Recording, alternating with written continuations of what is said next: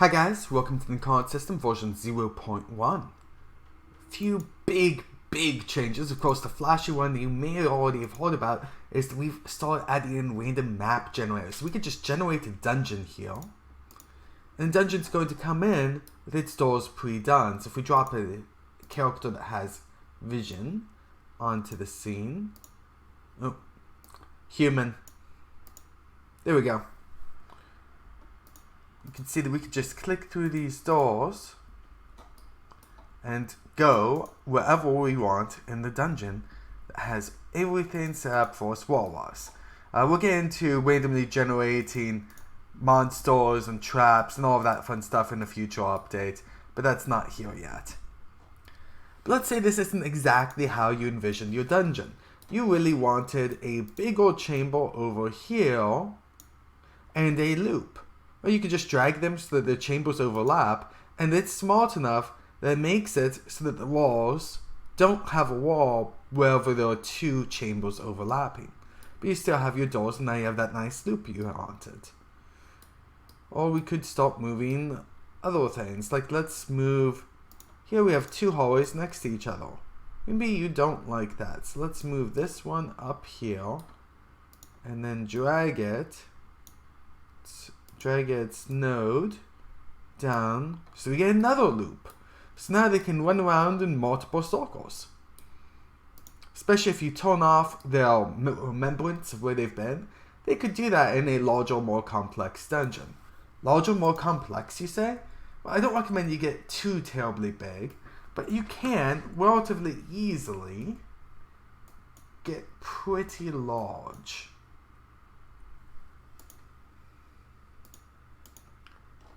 So here we have a dungeon that could take quite a long time to clear. The other generator that we've done is a forest generator.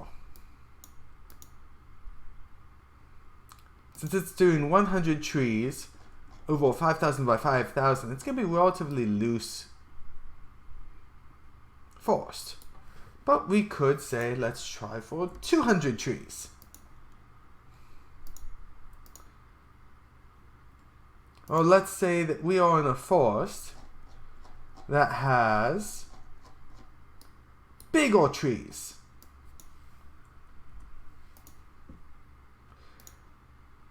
Now, it tries to stick the number in that you're asking for, but it also has overlap rules, and it's not going to violate those overlap rules. So there's a lot less than 200 trees here, just because it couldn't cram that many in.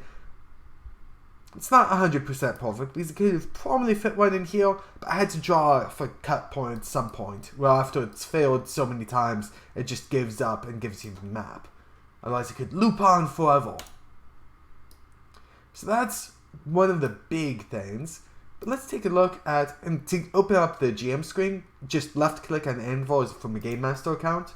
But let's come in here and go to a lore generator, and let's make a plant. I'm just getting started here in Nadine, which is where we're starting off. If you want to know how many walls we've made so far, you can always click on this. And you can see it takes a lot of walls to make those maps. But I still think that it's a cool quality and a fun thing. Okay, so this is the Wise Death plant. It gives us some things. You've seen that before. What's new here is that if I decide to make these secret text, because I want to share this, and let's be honest here, it's kind of fun to share things. Now, when I share it, they're not going to get any of this, but I can right click on it and reveal. When it turns green, it's going to stick in the chat, and if they are looking at this, they'll be able to see the green, but they won't be able to see the red. So this makes it very easy to fill in or to remove things that you don't want them to see. And it does automatically get pushed through, so you don't need to click the save button. So I can show by closing that, coming back over here, and opening it back up, and the colors will still be the same. And of course, I've added the quest name down here in the past, and you've seen that. You can add quest name, difficulty, and descriptions to your heart's content.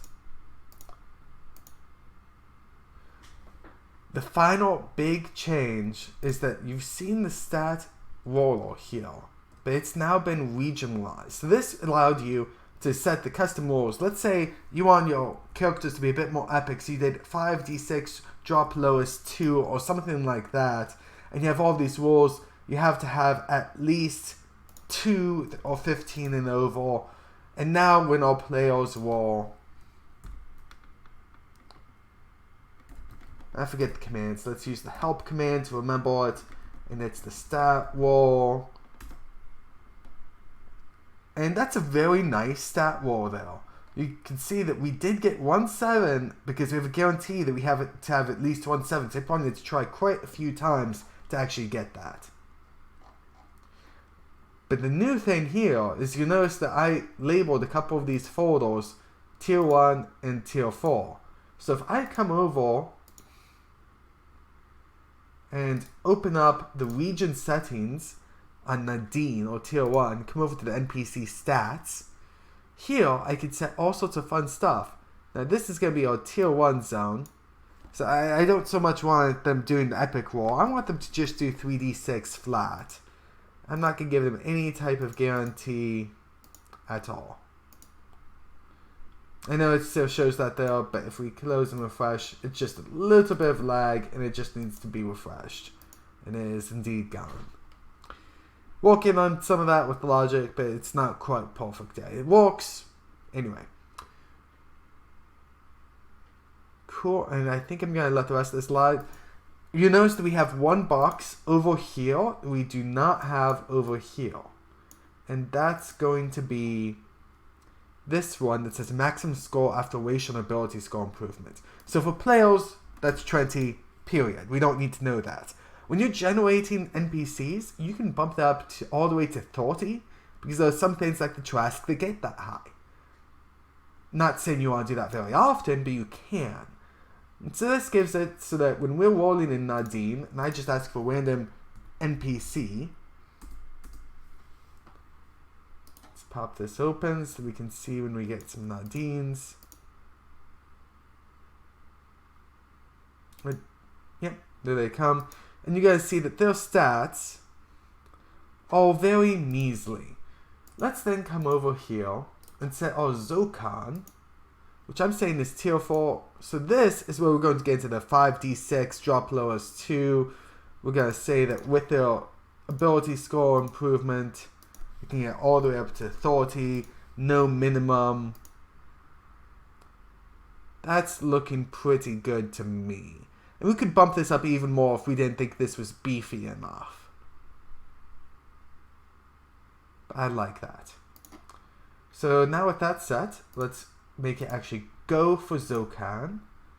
And let's get to there.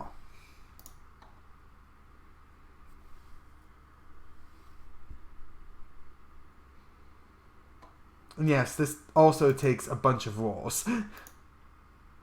Okay, and so here we're seeing the stats are better, but not all that great. But we're also doing level 1s. Let's, you wouldn't have level 1s though. Let's do a male wizard, and let's make him 25. 25, you say, but it only goes up to 20. It will give it the health and some extra spell slots for everything over 20. It doesn't actually give any more abilities. Not helpful for players, but helpful for if you're trying to make a boss level character that your 5 level 20s would be fighting. He needs a bit of an edge, and this may not even be enough. But you can see here his stats are now intelligence up to 29 because of the ability score improvements. This is looking pretty good. But I can imagine him being even buffier. Let's come over here and change that wall. So let's see. He's in Zarkon. What if, instead of the 5d6 drop lowest 2, we just did drop lowest? So he's now keeping 4 stats instead of 3.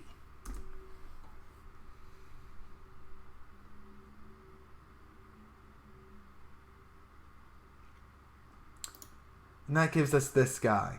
You can see he hits a 30 here. All of his stats are rather impressive. And he probably buffed some other things with some leftover ability score improvement. Having stats regionalized means that you can make some pretty impressive bosses they're similar to player characters, but not quite. And of course, you could set whatever you wanted in here. Maybe we don't want to go near that impressive. We want a mid-level boss, but we want him to have good stats. There's all sorts of different stuff, and you could scale this anywhere in between. I'm trying to give you guys access to as many settings as you want and make things fully customizable, so if you don't like it, he's going to be a buff wizard. You can always change whatever you feel needs changed for Divinity Award and Divinity your game.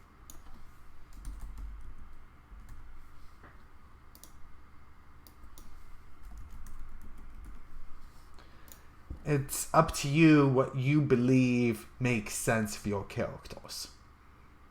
Well, thank you guys for watching. I hope that these tools help you as much as they help in my own games. God bless you and have a great day. Bye.